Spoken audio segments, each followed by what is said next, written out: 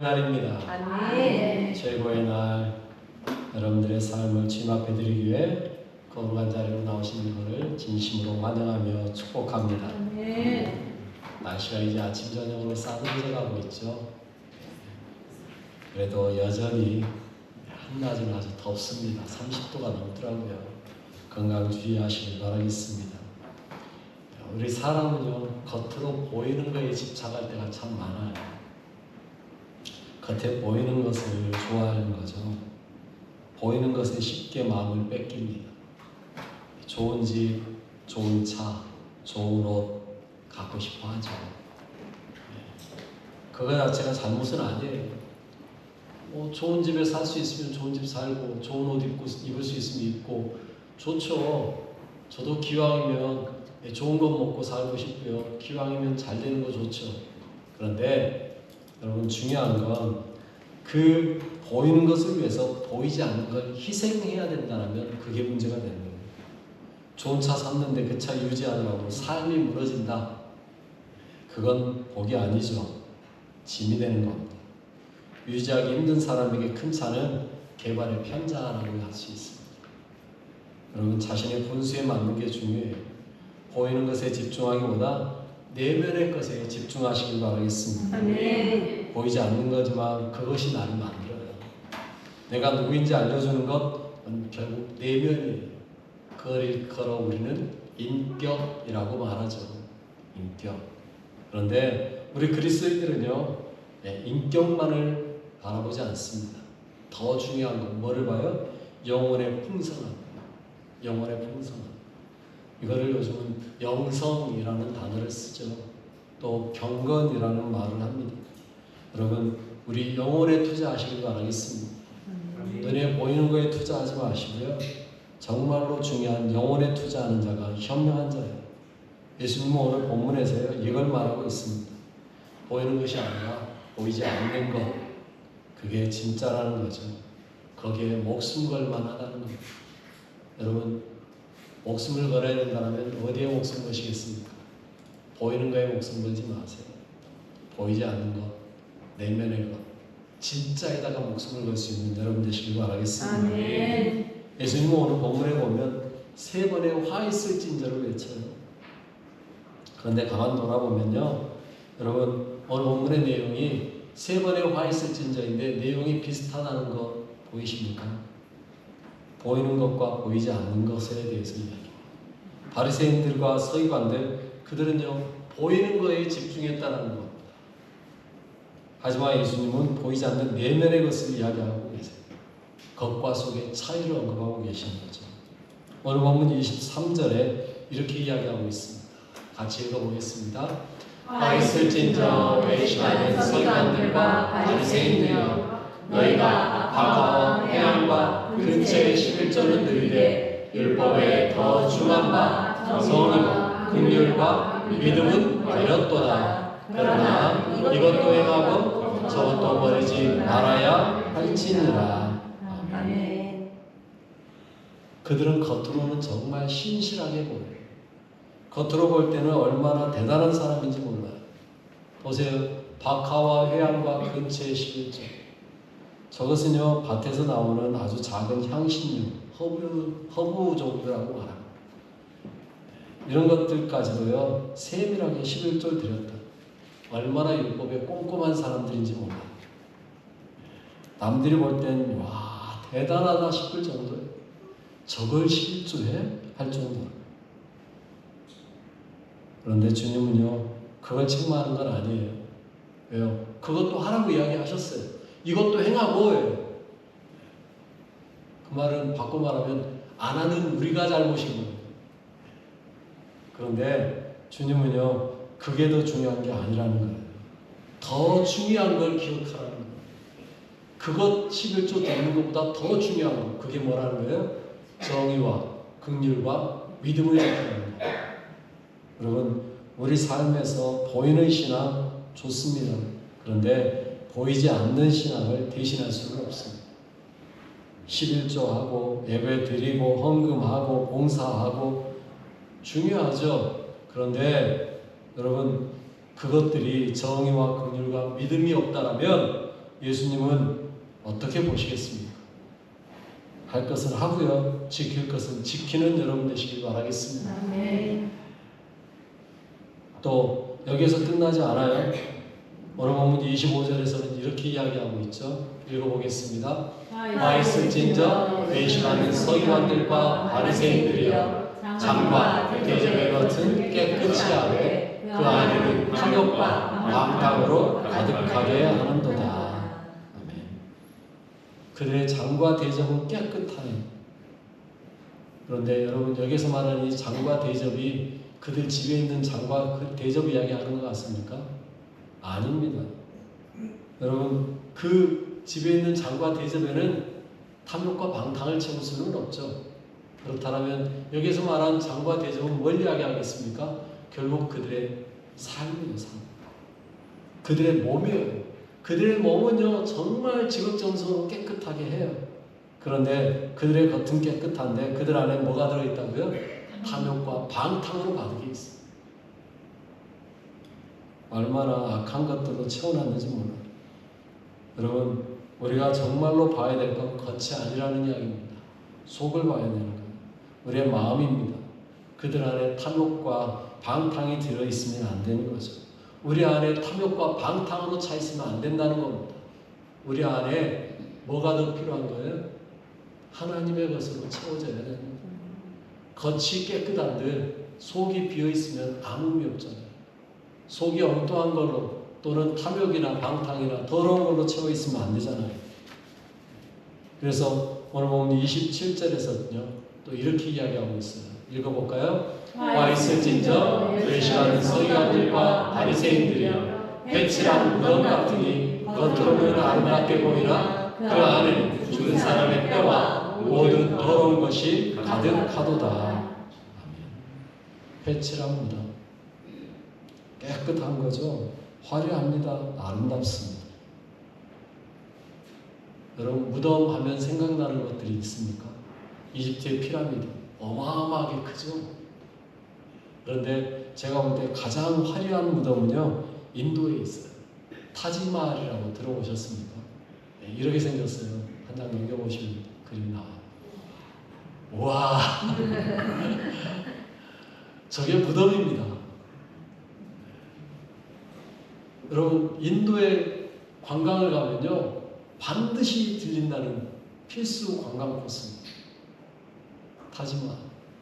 그런데 저게 무덤이에요. 인도의 샤자한이라는 왕이 자신의 죽은 왕비, 이름이 몬타즈 마할이라는 사람인데요, 그 왕비를 너무너무 사랑해가지고 그 왕비가 죽고 나니까요, 그 왕비를 위해서 지은 궁전 같은 무덤, 궁전 같은 무덤이라고 말하는 거죠. 여러분, 지금은 유명한 관광지가 되었지만 여러분, 저건 아무리 화려해도 뭐라고요? 무덤이라고요. 그 안에 그럼 뭐가 있겠습니까? 시체가 있겠죠. 뼈가 있겠죠. 죽은 자가 있겠죠. 우리나라도 길 가다 보면 정말 화려하게 치장해 놓은 무덤들이 꽤 있더라고요. 야, 저 넓은 땅에다가 저 그렇게 많은 무덤들이, 어떤 때는 참 안타깝더라고요. 여러분, 아무리 화려하고 아무리 치장을 하는데 그건 뭐일 수밖에 없어요? 무덤이에요.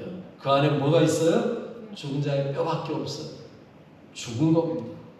예수님은 서기관과 바리새인들을 향해서 그 말하고 있는 거예요. 너희는 뭐다? 무덤이다. 그 말은 무슨 말이에요? 너희들 죽는다. 여러분, 아무리 화려하게 보이고 아무리 겉을 깨끗하게 한들 결국 사람은 죽습니다. 그 안에 생명이 없으면 아무 의미가 없게 되는 겁니다. 겉으로 보이는 게 중요한 게 아니라는 겁니다. 뭐가 중요해요? 아니, 여러분의 영혼이에요.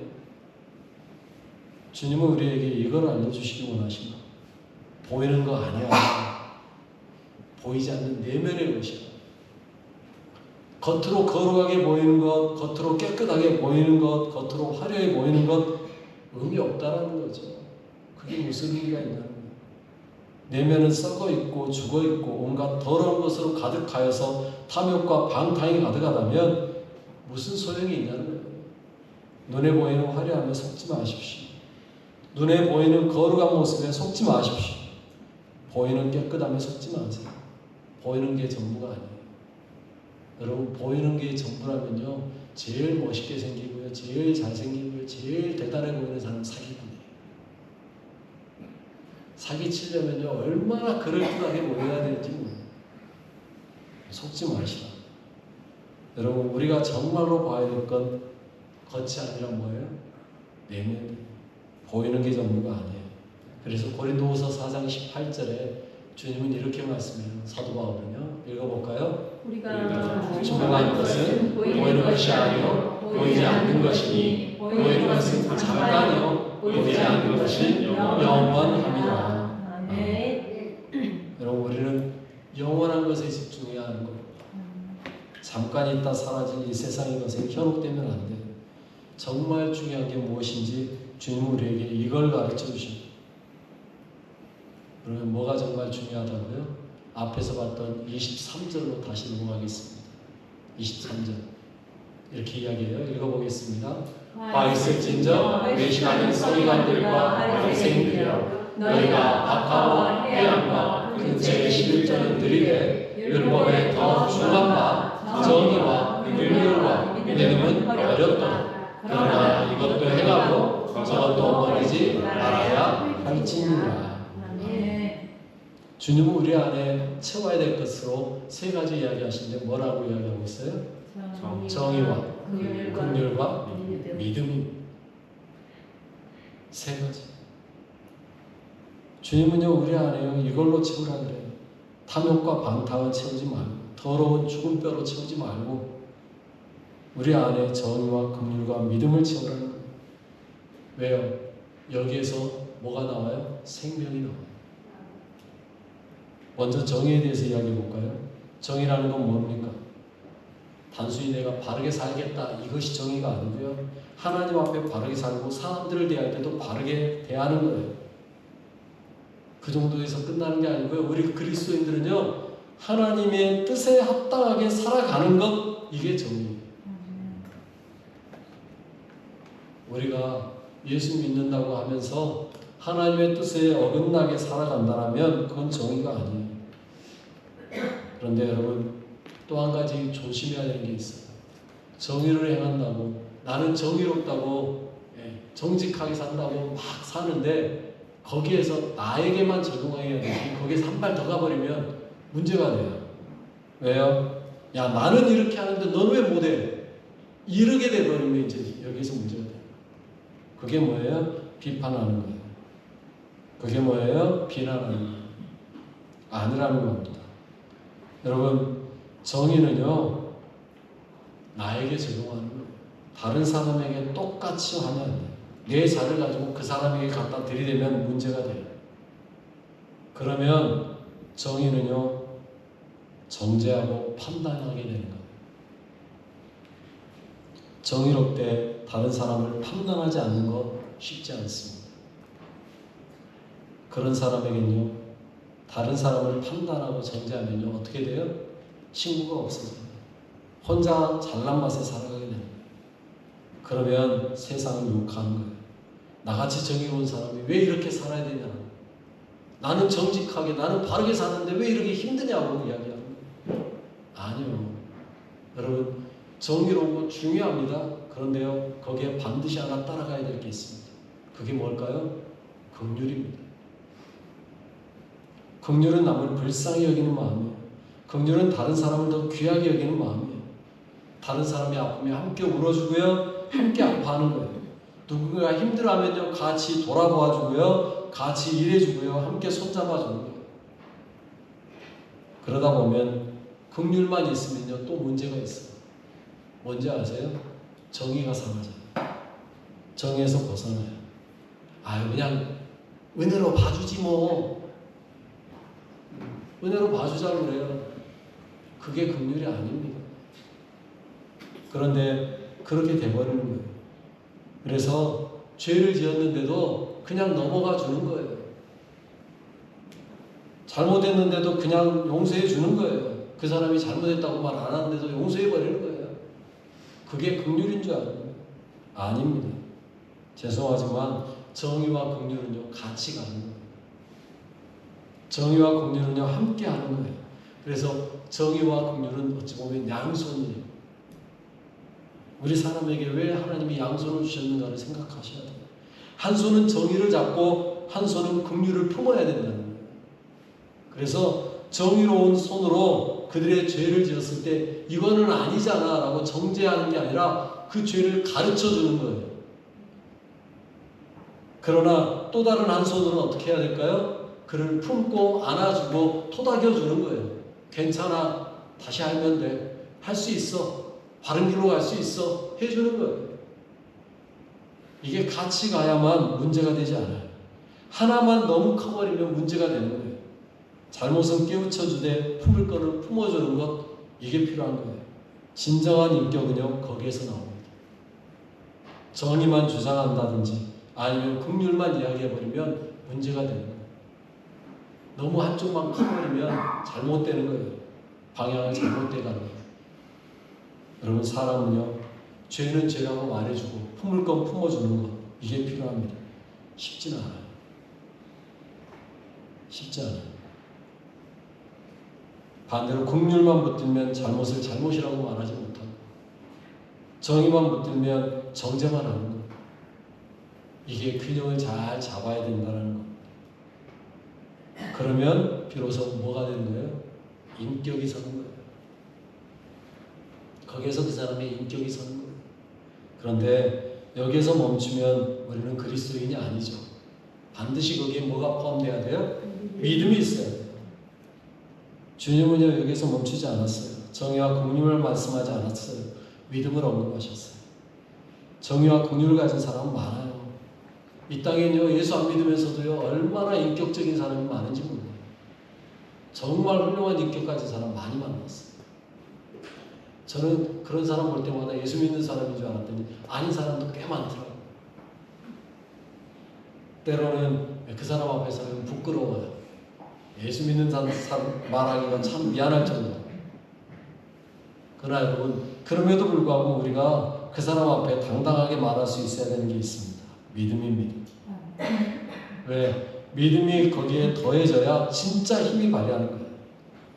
정의와 믿음이 정의와 긍휼이 믿음과 함께할 때 진짜 힘이 나타나는 거예요. 왜요? 그 믿음은 오직 예수 그리스도를 통해야만 가능하기 때문에. 여러분 봐보세요. 바리새인과 서기관들이 정의와 긍휼이 아예 없었을까요? 아니요, 그들도 있었어요. 믿음도 없었나요? 아니요, 그들도 믿었어요. 그런데 그 믿음이 어디까지 못 간 거예요? 예수 그리스도에게까지 이르지 못한 거예요. 여러분 우리의 믿음의 목적은 어디라고요? 예수 그리스도의 장성한 분량이라고요. 거기에 이르지 못하다 보니까 정의와 긍휼이 점점 사라져가는 거예요. 믿음이 사라져가는 거예요. 그러다 보니까 겉은 행하는데 속은 썩어져 가는 거죠. 정의와 긍휼 거기에 믿음이 온전히 더해져서 나아갈 때 비로소 우리는요 진정한 믿음의 사람이라 할 수 있는 거예요. 오늘 찬양대 찬양 가사에 그 이야기 나오지 않습니까? 우리는 가난한 것 같지만 뭐하고요? 부유하고. 우리는 죽은 자 같지만 실제는 살아있고요. 무명한 자 같지만 유명하고요. 주님 앞에 주님이 인정해주는 사람, 그 사람의 믿음이 진짜인 거예요. 여러분 우리는 그래서요 세워져 가는 거예요. 나만 사는 게 아니라 같이 세워가는 거예요. 자기 의를 세우는 신앙은 변질되는 거예요. 바리새인과 서기관들이 그런 변질된 신앙으로 가버린 거예요. 사도 바울이 바리새인으로 얼마나 대단했었습니까? 그런데 그의 신앙의 열심이 엉뚱한 걸로 갔잖아요. 잘못된 표현을 했잖아요. 자기의 것으로 나타냈잖아요. 그러다 보니까 오히려 사람을 죽이는 일을 했습니다. 그런데 그 열심이 주님이 방향을 바로 잡아주니까 어떻게 됐어요? 정의와 긍휼과 믿음이 무엇인지를 제대로 알고 나니까 그가 온전한 길로 나아가니까 기독교 역사의 가장 위대한 사람, 예수님은 하나님이시니까 사람으로 따지면 가장 위대한 사람이라고 할 수 있는 사도 바울이 나온 거 아닙니까? 여러분 우리에게 있어서 정말 중요한 게 무엇인지 다시 한번 보십시오. 우리에게 믿음 중요합니다. 여러분은 무엇에 관심을 보이고 있습니까? 겉에 보이는 겁니까? 아니면 내면의 영성입니까? 여러분의 믿음에 참된 것을 향해 나아가시길 바라겠습니다. 무엇이 진짜인가? 바로 보시길 바라겠습니다. 겉에 보이는 거에 현혹되지 마세요. 겉으로 보이는 거룩함, 겉으로 보이는 깨끗함, 겉으로 보이는 화려함 중요하지 않습니다. 진정한 것은 내면에 있습니다. 여러분 안에 더러운 것, 여러분 안에 죽어있는 것 다 밀어내고 버리고 정의와 긍휼과 믿음으로 채워가시길 바라겠습니다. 이번 한 주 내가 무엇을 보여주며 살 것인가를 생각해 보십시오. 내가 옳다는 것 보여주시겠습니까? 아니면 예수님의 긍휼을 보여주시겠습니까? 내가 얼마나 거룩한 사람인지 보여주시겠습니까? 아니면 내 안에 계신 예수님을 보여주시겠습니까? 사람은 우리의 예배 시간만 보는 게 아니에요. 우리의 말과 표정과 돈을 어떻게 쓰는지 또 사람을 어떻게 대하는지 그걸 본다. 내므로 하는 게 아니에요. 주님을 의지하고요. 주님과 함께 할 때 가능해져. 그게 믿음이에요. 믿음은 내가 가지는 것이 아니고요. 주님이 채워주시는 거예요. 그러니 그 주님이 채워주신 것 가지고 열심히 채워주신 만큼 뭐 해야 될까요? 죄송합니다만 채워주는 걸로 내 거로만 알면 안 되고요. 그 채워주신 걸 퍼내셔야 돼요. 부지런히 다른 사람에게 퍼줄 때 뭐 하는 거예요? 내 안에서 생수의 강이 터져 나오는 겁니다. 그게 진짜예요. 그게 진짜예요. 아이고 나도 없는데 어떻게 퍼주나? 아니요. 여러분 옛날에 작두질 해보셨죠? 작두질 할 때는 물 한 바가지 부어 넣죠.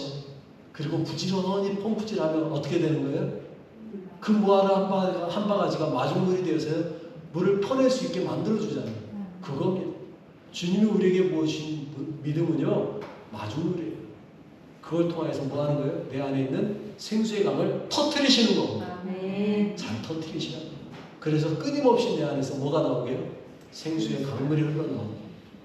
그래서 진정한 정의와 긍휼과 믿음이 무엇인지를 보여줄 수 있는 거룩한 주의 자녀들, 주의 백성들이 되시길 바라겠습니다. 우리 같이 기도하겠습니다. 우리에게 믿음 주신 하나님께 감사하십시오. 그리고 나는 어떤 사람인지 한번 돌아보시는 기도를 하십시오. 바리새인처럼 겉만 번지르르한 사람은 아닌지, 진정 내 안에 예수 그리스도로 가득 채워진 사람인지 물어보시길 바라겠습니다. 주님, 보여주는 것이 아닌 내면을 채우며 살아가게 없어서 그렇게 살겠습니다. 우리 같이 기도합니다. 하나님 아버지 감사합니다. 저희를 사랑하시고 저희와 함께 하시고 인도하시고 감사합니다.